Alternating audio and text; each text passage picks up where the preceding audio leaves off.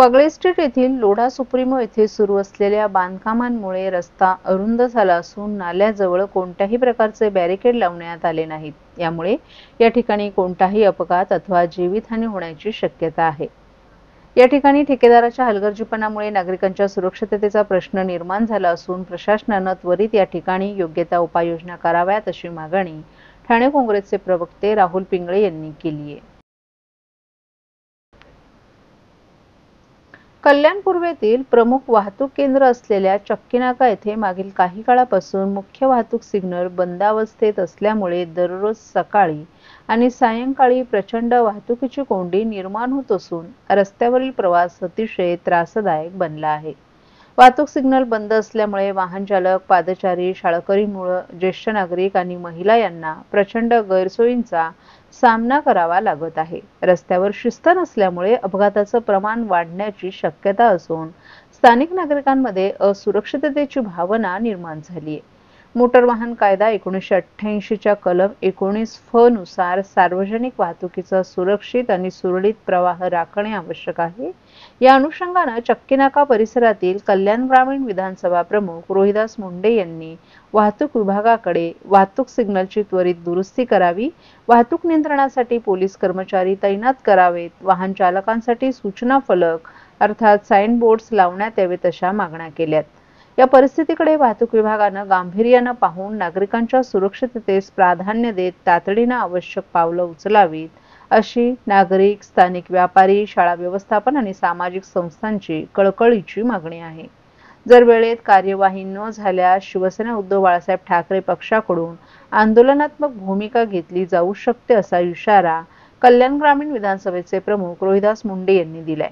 यावेळी निवेदन देताना जिल्हा संघटक तात्यासाहेब माने, उपजिल्हा प्रमुख राहुल भगत, सदाशिव गायकर, विधानसभेचे संघटक विजय भोईर, तालुका प्रमुख भगवान पाटील, तालुका संघटक भालचंद्र म्हात्रे आदीही उपस्थित होते।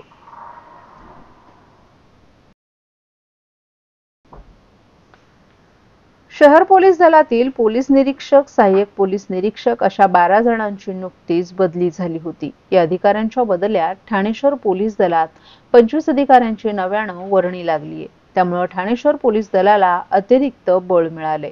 राज्यातील पोलीस दलासह इतर आस्थापनांच्या ठिकाणी असलेल्या पोलीस निरीक्षक आणि सहाय्यक पोलीस निरीक्षकांच्या बदल्यांचे आदेश मंगळवारी काढण्यात आलेत।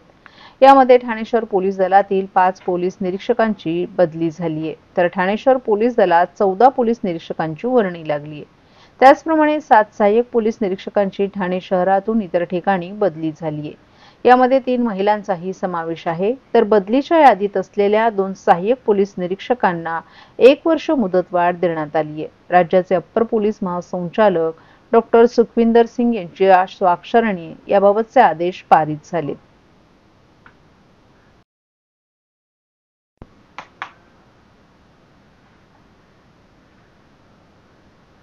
मे महिन्यात सुरू झालेल्या अवकाळी पावसाचा फटका पालेभाज्यांना बसला असल्याचं चित्र आहे।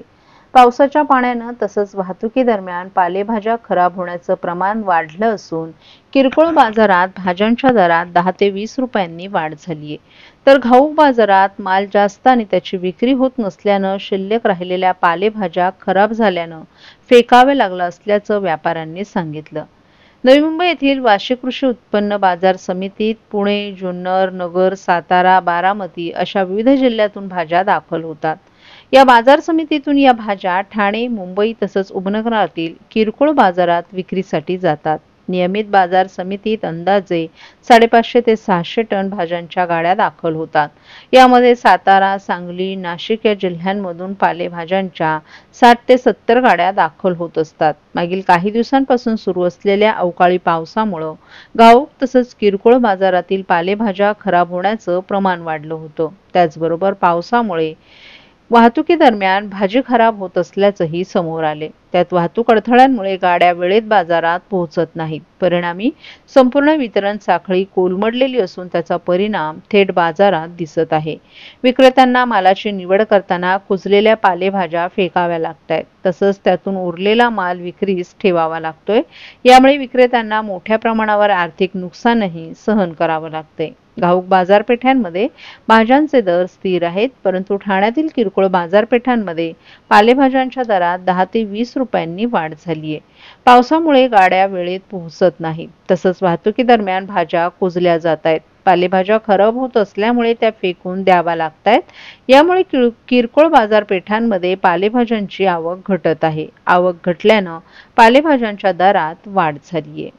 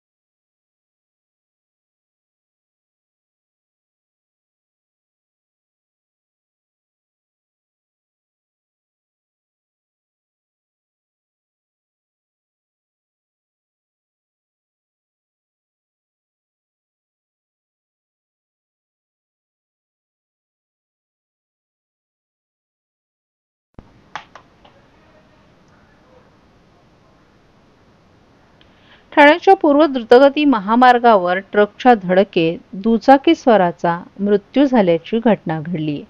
या अपघातामध्ये ठाण्यातील पाचपाकाडी परिसरात राहणारा तस्लीम मोहम्मद या व्यक्तीचा जागीच मृत्यू झालाय.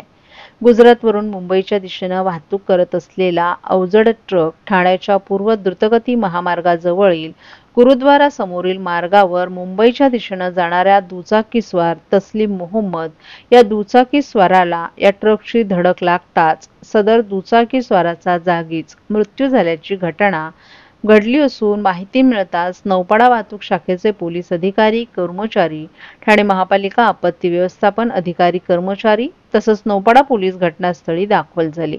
पोलिसांनी घटनास्थळाची पाहणी करत तस्लीम मोहम्मद याचा मृतदेह पुढील कार्यवाहीसाठी ठाणे जिल्हा शासकीय रुग्णालयात पाठवण्याची कारवाई केली आहे. तर या अपघातामुळे काही काळ या परिसरात वाहतुकीची कोंडी झाली होती. वाहतूक पोलीस आणि ठाणे महानगरपालिका आपत्ती व्यवस्थापन विभागानं हा ट्रक रस्त्याच्या बाजूला केल्यानं वाहतूक पूर्ववत झाली. राष्ट्रवादी काँग्रेस पक्ष आयोजित जनसंवादाचा कार्यक्रम बुधवारी ठाणे महानगरपालिकेच्या धर्मवीर आनंद दिघे सभागृहात संपन्न झाला. यावेळी नजीब मुल्ला यांनी नागरिकांचे विविध प्रश्न समजून घेतले. संबंधित अधिकाऱ्यांशी संवाद साधत याबाबत उपाययोजना करण्याचे त्यांनी आदेश दिलेत. शहरातील स्वच्छतेचा प्रश्न, नोकरीत बदली, कर्मचारी, गणेशोत्सव संबंधित पावसाळ्यात निर्माण होणाऱ्या समस्या, टॅक्स क्लस्टर यांसारखे वेगवेगळे जे प्रश्न आहेत ते घेऊन नागरिक त्यांना या ठिकाणी भेटण्यासाठी आले होते. शहराचा विकास जो आहे तो होत आहे. रस्ता रुंदीकरण होत असताना नागरिकांचं पुनर्वसन होणं देखील तितकंच गरजेचं असल्याचं यावेळी नजीब मुल्ला यांनी सांगितलं. लोकांना उद्ध्वस्त करून कोणत्याही प्रकारचं शहरीकरण झालं नाही पाहिजे असं वक्तव्य देखील त्यांनी केलं. जनता दरबाराशी संबंधित त्यांनी अधिक यावेळी माहिती दिली. यावेळी माजी विरोधी पक्षनेते प्रकाश बर्डे, महिला अध्यक्षा वनिता गोतपगार तसंच माजी नगरसेवक, माजी नगरसेविका आणि कार्यकर्ते, ठाणे कळवा मुंब्रा विभागातील नागरिक मोठ्या संख्येनं उपस्थित होते. बकरा ईद निमित्त महाराष्ट्र